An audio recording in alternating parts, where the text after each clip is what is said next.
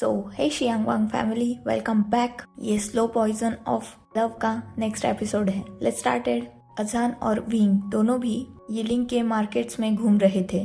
तभी विंग ने जिद करके अजान को शराब पिला दी, पर उसकी ये जिद उसी पर भारी पड़ गई क्योंकि अजान बिल्कुल भी ड्रिंक टॉलरेट नहीं कर पाया और वो फुल्ली ड्रंक हो गया था और अब वो विंग को ही परेशान कर रहा था। अजान और विंग एक प्राइवेट रूम में थे और अजान ने विंग का हाथ पकड़ के रखा था और वो उससे पानी मांग रहा था। विंग ने अजान की तरफ देखा और कहा, अगर तुम मुझे छोड़ोगे नहीं तो मैं पानी कहाँ से लाऊंगा। तब अजान ने कहा, नहीं तुम कहीं मत जाओ, पर मुझे पानी भी चाहिए।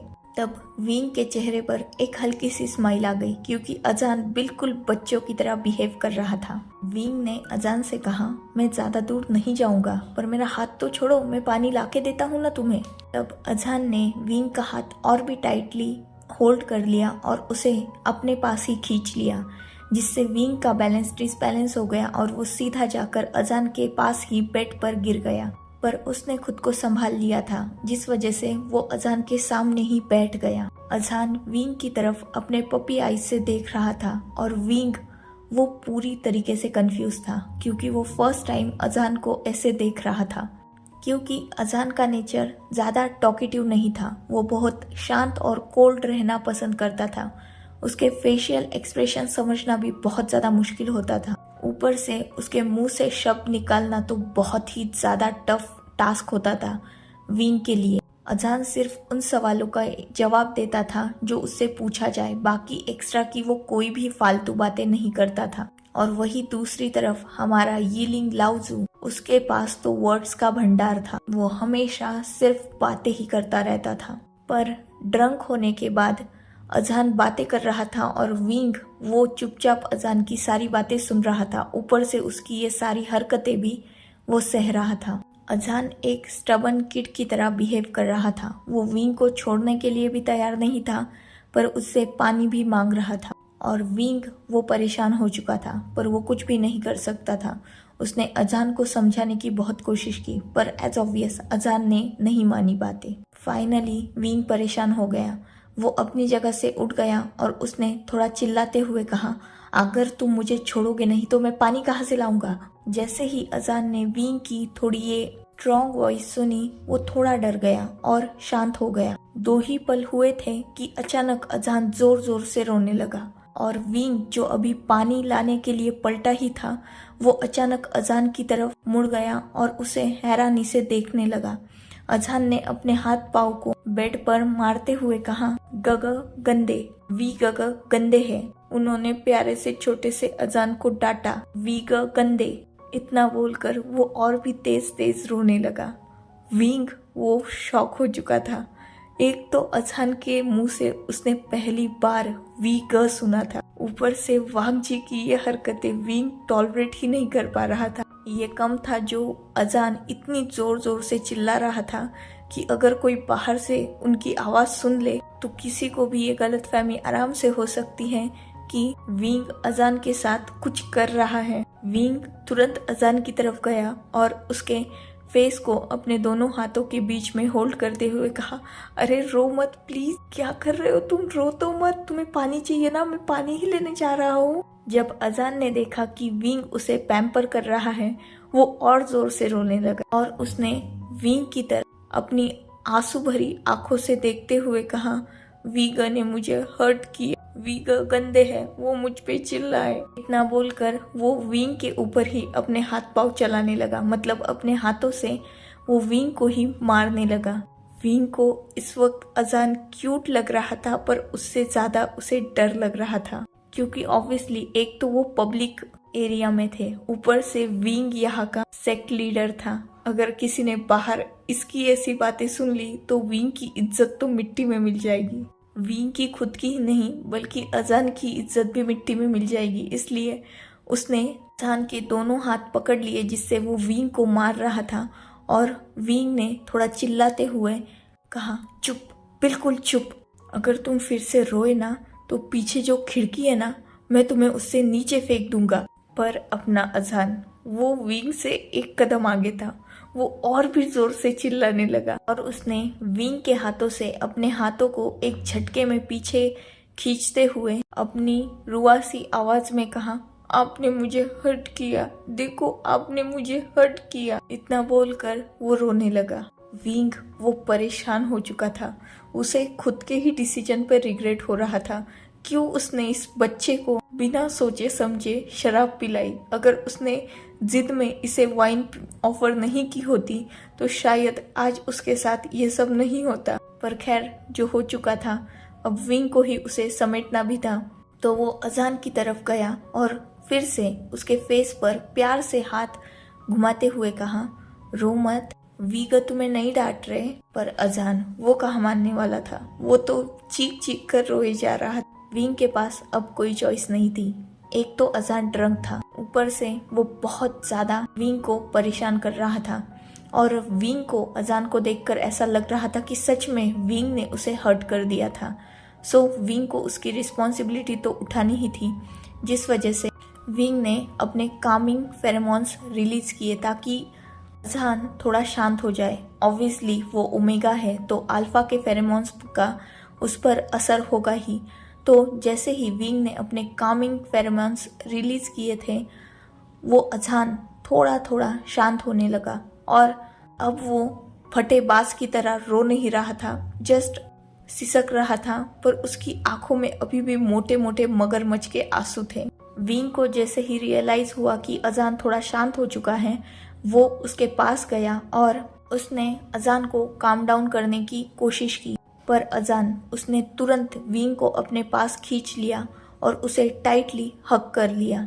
इतना ही नहीं, वो विंग के नेक के पास अपने फेस को रब करने लगा। ऑब्वियसली विंग के फेरोमोन्स उसे बहुत ज्यादा शांत फील करवा रहे थे, तो वो थोड़ा काम डाउन तो हो चुका था। विंग भी समझ सकता था कि उसने शायद अजान को थोड़ा हर्ट कर दिया है, तो वो भी अजान के बैक पर अपने हैंड रफ करने लगा ताकि अजान और थोड़ा काम डाउन हो सके।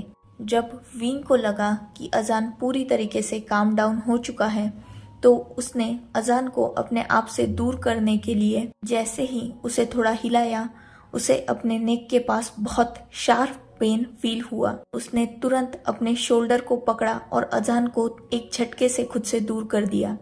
जब विंग ने अपने शोल्डर पे से हाथ निकाला, तब उसने महसूस किया कि उसके हाथों पर खून आ चुका है, क्योंकि अजान ने उसे बहुत जोर से नेक के पास बाइट कर लिया था। और अजान इन सब चीजों से गिगल कर रहा था। उसने विंग की तरफ देखा और गिगल करते हुए ही कहा, मैंने वीगा को पनिश किया, उन्हें ऐसा ही चाहिए। उन्होंने मुझे हर्ट किया तो मैंने भी उन्हें हर्ट किया। इतना बोलकर वो जोर जोर से हंसने लगा। विंग ने देखा कि सच में अजान ने उसे बहुत जोर से बाइट कर लिया है, इतनी जोर से कि उसकी नेक से खून आने लगा है। विंग ने जस्ट अपना हेड ना में शेक किया और वो तुरंत वहां से उठा और मिरर के पास अपने बाइट को देखने गया। तब उसने देखा कि अजान ने सच में बहुत जोर से उसे काट लिया है और अजान के सारे तीत के निशान सीधा उसके नेक पर आ चुके हैं। विंग ने एक गीले कपड़े से अपनी उस बाइट मार्क को क्लीन किया और उसने बाद में अजान की तरफ देखा, जो अभी सो चुका था पीसफुली। विंग को बिलीव नहीं हो रहा था कि इस बच्चे ने उसे इतना परेशान किया और अब जाके ये सोया है।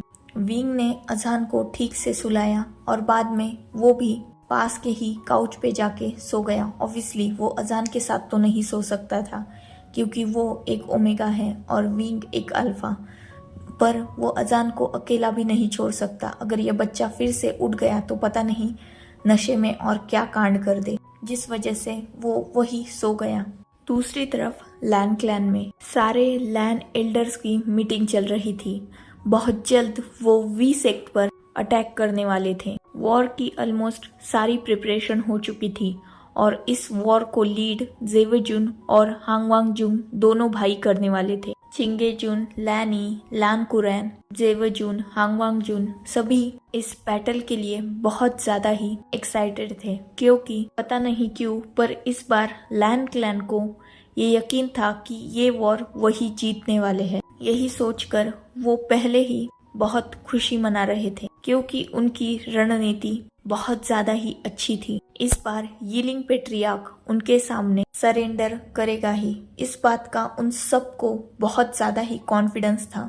इस बार के वॉर की सारी प्रिपरेशन अकेले हंगवांगजुन ने की थी और उस प्लान को सारे लैन क्लैन ने माना भी था। और वो प्लान इतना अच्छा था कि सबको ये बिलीव था कि यीलिंग पेट्रियार्क इस बार हार ही जाएगा। वहाँ लैन क्लैन के सारे एल्डर्स और बाकी सब भी मौजूद थे जो इस वॉर में पार्ट लेने वाले थे, और सब फिर एक बार अपने सारे प्लान्स को डिस्कस कर रहे थे ताकि टाइम आने पर कोई भी किसी भी तरह की गलती ना कर पाए। वही दूसरी तरफ यीलिंग में रात का घना अंधेरा छट चुका था और सूरज ने अपनी जगह आसमान में बना ली थी। जैसे ही सूरज की पहली किरण विंडो से आते हुए विंग के फेस पर गिरी, उसने थोड़ी ही देर बाद अपनी आंखों को खोल दिया। उसे फील हुआ कि जैसे उसकी पूरी बॉडी पर कुछ बहुत हेवी सा है, कुछ वेट है। उसे बहुत हेवी फील हो रहा था। उसने नीचे देखा तो उसने पाया कि अजान उसकी पूरी बॉडी पर सो रहा है। विंग को बिलीव नहीं हो रहा था। इस पर्सन को उसने रात को बेड पे सुलाया था और ये पर्सन सुबह आकर काउच पर उसके ऊपर ऐसे लेटा हुआ है जैसे विंग उसका कोई कंफर्टेबल गद्दा हो। विंग को बिलीव नहीं हो रहा था। उसने अजान को थोड़ा हिलाने की कोशिश की पर वो खुद ही हिल नहीं पा रहा था, तो अजान को क्या हिला था। अजान ने उसे टाइटली रैप करके रखा था, उसके हाथों को भी और पैरों को भी, और वो बहुत पीसफुली उसके चेस्ट पर अपना सिर रखकर सो रहा था। विंग थोड़ी देर तो वैसा ही रहा क्योंकि उसे अजान का स्लीपी फेस देखने में मजा आ रहा था, पर थोड़ी देर बाद बहुत ज्यादा ही लेट हो रहा था जिस वजह से विंग को जरूरी था उठना। इसलिए उसने अजान को अपने आप से थोड़ा सा शिफ्ट किया और बाद में वैसे ही उसने अजान को ब्राइडल स्टाइल कैरी किया और उसे बेड पे सुलाकर वो खुद फ्रेश होने चला गया। थोड़ी ही देर बाद विंग फ्रेश होकर बाहर आ चुका था और उसने बेड की तरफ देखा तो अजान अभी भी पीसफुली सोया हुआ था। विंग को अभी अपने महल के लिए निकलना होगा क्योंकि ऑब्वियसली कल उसका और लैन क्लैन का वॉर है, तो उसे वॉर के लिए भी निकलना है, तो वो यहाँ ज्यादा देर नहीं रुक सकता। यही सोचकर उसने अजान को जगाने की कोशिश की और लाख कोशिशों के बाद फाइनली अजान उठ गया। और जैसे ही वो उठा उसने अपने हेड को पकड़ लिया और कराहते हुए कहा, मेरा सर, ये इतना क्यों दुख रहा है। विंग के चेहरे पर हल्की सी स्माइल आ गई। उसने अजान की तरफ देखा और कहा, बस एक कप अल्कोहल तुमने ड्रिंक की थी तुमने मुझे इतना परेशान किया कि आगे से मैं अपनी होल लाइफ में तुम्हें तो क्या, किसी को भी अपने साथ बिना सामने वाले का अल्कोहल टॉलरेंस लेवल जानने के अलावा डेफिनेटली अपने साथ शराब तो नहीं पिलाऊंगा। तुम जानते हो तुमने मुझे कितना परेशान किया, ऊपर से मुझे रात भर सोने भी नहीं दिया। जैसे ही अजान ने ये सुना था वो टोटली शॉक हो चुका था। वो विंग की तरफ ऐसे ही अपना सर पकड़े डिसबिलीफ से देख रहा था और बहुत इनोसेंटली बार बार अपनी आईज को ब्लिंक कर रहा था। विंग को अजान का ऐसा फेस देखकर उस पर बहुत सारा प्यार आ रहा था। ऑब्वियसली अपना विंग तो ऑलरेडी अजान के प्यार में पड़ चुका था, ऊपर से अजान की ये सारी क्यूट हरकतें। पर फिर भी विंग ने खुद के दिल को संभाला और उसने अपनी आंखें बंद की, एक डीप ब्रेथ ली, बाद में अपनी आंखें खोली और अजान की तरफ देखते हुए कहा, बस हो गया, इनोसेंट फेस बनाना बंद करो और जल्दी रेडी हो जाओ, हमें अभी महल जाना है। अजान ने जस्ट अपना हेड नोट किया और वो वहां से उठ गया और सीधा मॉर्निंग रूटीन कंप्लीट करने चला गया और विंग वो नीचे चला गया ताकि वो ब्रेकफास्ट के लिए ऑर्डर दे सके। थोड़ी ही देर बाद अजान बाहर आया। विंग और अजान ने साथ में ब्रेकफास्ट किया और वो महल की तरफ चले गए। महल जाकर जियांग चैंग और वेनचिंग वो दोनों विंग की और अजान की दोनों की भी टांग खिंचाई कर रहे थे, पर अभी विंग के पास ज्यादा वक्त नहीं था और ना ही जियांग चैंग की तरफ कि उन दोनों को भी जल्द से जल्द वॉर के लिए निकलना था। अजान ने बहुत रिक्वेस्ट की थी कि उसे भी विंग और चैंग के साथ इस वॉर पे जाना है, पर चैंग और विंग दोनों ने भी उसे मना कर दिया था। विंग और चैंग दोनों भी वॉर के लिए निकल ही रहे थे कि अचानक उन्हें पीछे से आवाज आई। ये आवाज अजान की थी।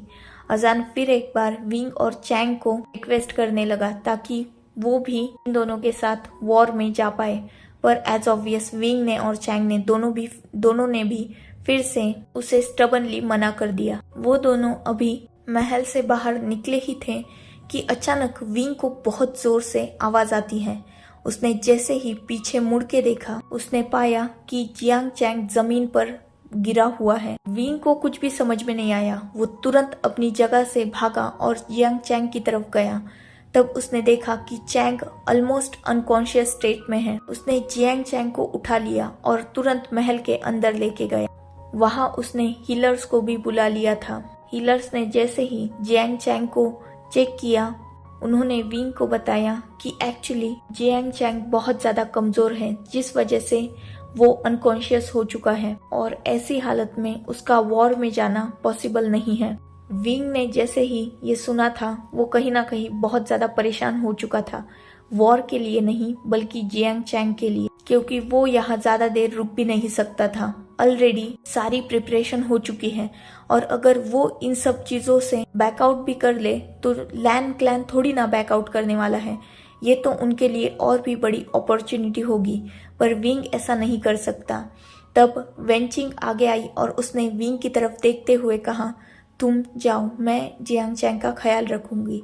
ऑब्वियसली वेंचिंग भी एक बहुत अच्छी वैद थी, जिस वजह से विंग को अब चैंग की फिक्र तो नहीं थी, पर उसे वॉर के लिए भी अभी निकलना था। जब चैंग की हालत खराब हो चुकी थी, तब अजान सामने आया और उसने विंग से कहा, अब तो मैं आपके साथ जरूर आऊंगा, क्योंकि चैंग गग की कंडीशन खराब है और वो आपके साथ नहीं चलेंगे, तो आपकी सिक्योरिटी के लिए कोई तो होना चाहिए ना, तो मैं आऊंगा। विंग को इस बात पर हंसी आ गई। फर्स्ट टाइम उसे कोई कह रहा था कि वो पर्सन उसे सिक्योर करेगा, पर फिर भी इस बार विंग ने ज्यादा जिद नहीं की और उसने कहा, ठीक है, तुम चल सकते हो, पर ज्यादा परेशान मुझे नहीं करोगे। जैसा मैं बोलूंगा वैसा ही करोगे और ऊपर से अपना ख्याल भी रखोगे, तो ही मेरे साथ चलोगे, वरना मैं तुम्हें नहीं लेके जाऊंगा। अजान ने तुरंत अपनी 3 उंगलियां उठा ली और कहा, प्रॉमिस, जैसा आप कहोगे मैं वैसा ही करूंगा, प्लीज मुझे लेके चलो। अजान की ये क्यूट हरकत देखकर विंग और वेंचिंग दोनों के ही चेहरे पर स्माइल आ गई। विंग ने उसे जस्ट अपना हेड यस में नोट करके हाँ कहा तो अजान उछलने लगा और उसने विंग से कहा, रुको, मैं अभी चेंज करके आता हूँ। इतना बोलकर वो सीधा अपने रूम की तरफ भाग गया। विंग और वेंचिंग पीछे से उसे देखकर मुस्कुरा रहे थे। जैसे ही अजान वहां से डिसअपियर हो गया, विंग ने वेंचिंग की तरफ देखा और कहा, जियांग चैंग का ख्याल रखना, मैं बहुत जल्द आने की कोशिश करूंगा। इतना बोलकर वो भी बाहर की तरफ जाने लगा। वेंचिंग भी उसे करते हुए महल से बाहर की तरफ आ गई थी। अब तक अजान भी रेडी होकर आ चुका था और अब विंग और अजान दोनों को भी निकलना था। वेंचिंग ने उन दोनों को विश किया और बाद में वो दोनों भी वहां से बैटल फील्ड की तरफ निकल गए। So enough for today, let's take a break, next chapter in next video. If you like my explanation, like, comment and subscribe my channel. Hopefully you all are enjoying this journey. Goodbye, take care, enjoy your beautiful life.